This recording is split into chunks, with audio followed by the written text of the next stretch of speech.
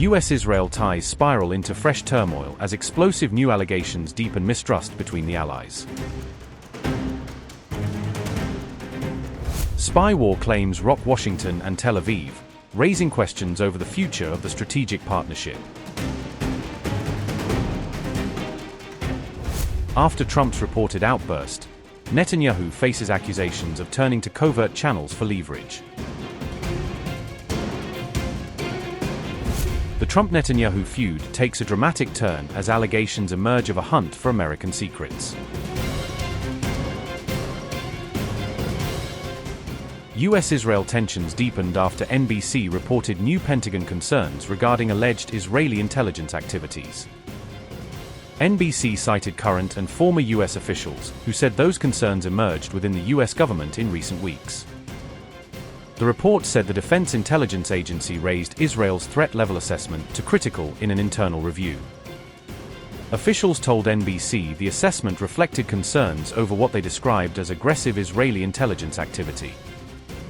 The concerns reportedly centered on efforts to learn more about President Trump's plans and strategy for the Middle East. NBC said US officials believed Israel was seeking greater insight into internal policy discussions and deliberations. The internal assessment was said to include concerns about both human intelligence and technical espionage risks.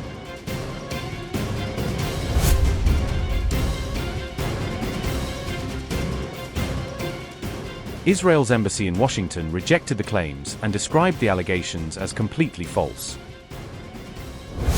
Israeli embassy spokesperson said, and I quote, "Israel does not gather intelligence on American entities, let alone US government officials.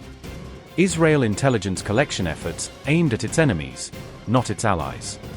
Any claims to the contrary are either misinformed or politically motivated." Unquote. The White House also pushed back against the report, saying it was based on information it considered inaccurate. The Pentagon declined to comment publicly, while the Office of the Director of National Intelligence did not address the report. NBC said US officials viewed the alleged activity as extending beyond what is typically expected between allied nations.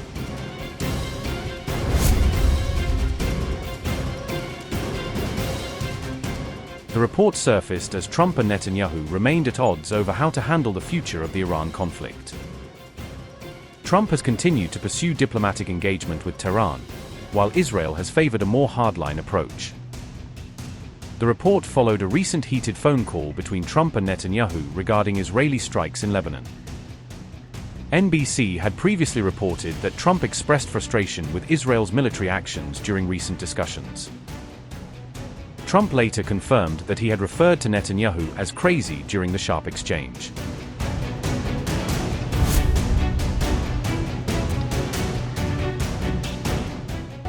A rare public disagreement has exposed growing tensions between two of the closest allies in the Middle East. Trump acknowledged using the controversial remark during a heated conversation with the Israeli leader.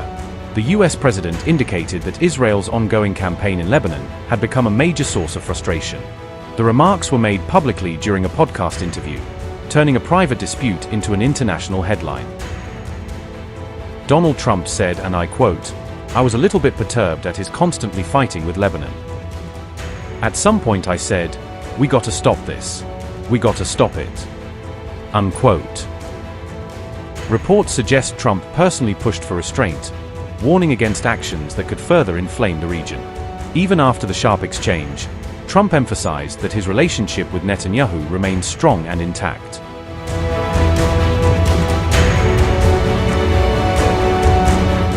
With Israel and Hezbollah continuing to trade blows across the border, US President Donald Trump is reportedly fuming behind the scenes. Donald Trump and his ally Benjamin Netanyahu reportedly held a heated conversation on June 1st as tensions escalated. The call allegedly deteriorated to the point where Trump called Netanyahu crazy, according to an Axios report. The expletive-filled outburst reportedly reflected Trump's growing frustration with Israel's actions in the region. Iran had allegedly threatened to walk away from negotiations with Washington, citing Israel's strikes in Lebanon. Trump also reportedly accused Netanyahu of showing ingratitude and demanded an immediate halt to Israeli airstrikes. The US president allegedly warned Netanyahu that threats to bomb Beirut could leave Israel increasingly isolated worldwide. Trump reportedly reminded the Israeli premier that he had stood by him during his corruption trial troubles. Trump said, and I quote, "What are you doing? You're crazy. You'd be in prison if it weren't for me. I'm saving you. Everybody hates you now. Everybody hates Israel because of this." Trump also allegedly argued that Israel was responding to Hezbollah attacks in a disproportionate manner. The US president's reported rant comes as Israel expands military operations deeper into southern Lebanon. The Trump administration is also said to be concerned about the rising civilian death toll in Lebanon, Axios reported. A US official told Axios that Trump effectively steamrolled Netanyahu during the June 1 conversation. Following Trump's rebuke, Israel reportedly pledged to stop striking Hezbollah-linked targets inside Beirut.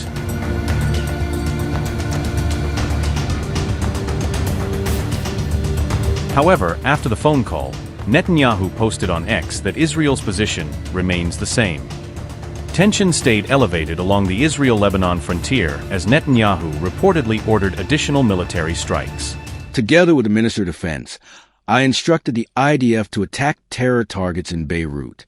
There will be no situation where Hezbollah attacks our cities and citizens, and its terror headquarters in Beirut, in the Dahia suburb, remain out of bounds.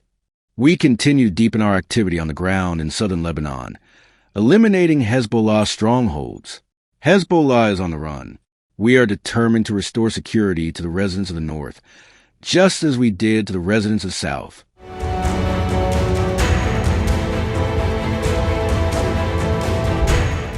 The Iranian Navy says that on June 3 it targeted the command and control systems aboard a US destroyer, striking at what it describes as the ship's brain in Gulf waters. Tehran insists the strike was a direct response to what it calls aggressive US measures against Iranian commercial shipping, accusing Washington of harassment at sea. This development was announced in an official statement issued by Iran's Army Public Relations Office, giving the claim the stamp of formal military approval. According to that statement, the US destroyer was attempting to enter Iranian waters, a move Tehran frames as a clear violation of its sovereignty and red lines. However, US Central Command has flatly denied Iran's account, rejecting the claim that any US Navy destroyer was hit or successfully targeted. CENTCOM went so far as to say Iran is lying, insisting that American assets at sea are operating freely and without damage despite Tehran statements.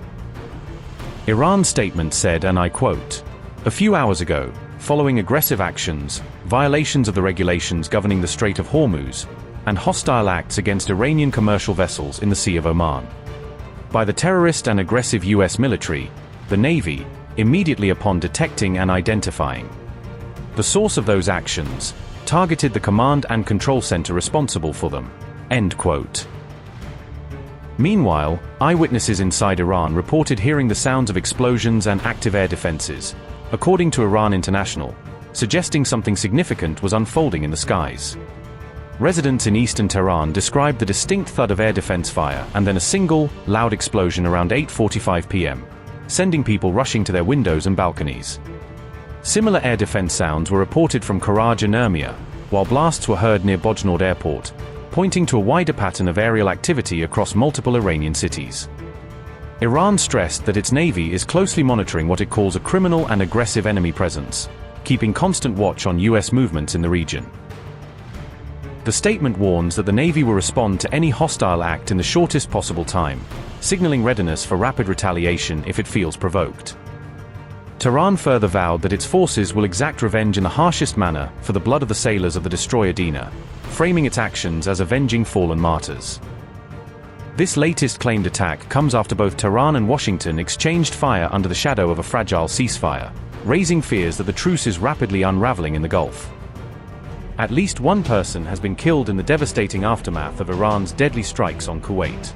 Kuwaiti authorities also alleged that multiple people sustained injuries following Iran's drone attacks. With the international airport suffering significant damage, Kuwait has suspended all commercial flight operations. Airport operations in Kuwait are reportedly expected to remain halted until further notice from authorities. The airport had only reopened for normal operations on June 1 before the strikes took place.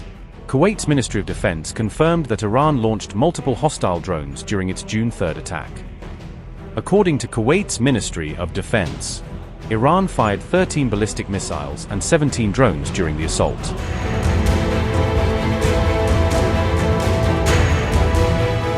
In a diplomatic breakthrough, Israel and Lebanon have agreed to extend a fragile truce following negotiations facilitated by Washington.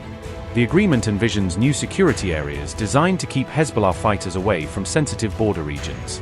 Lebanese government forces are set to take responsibility for maintaining security in the agreed zones.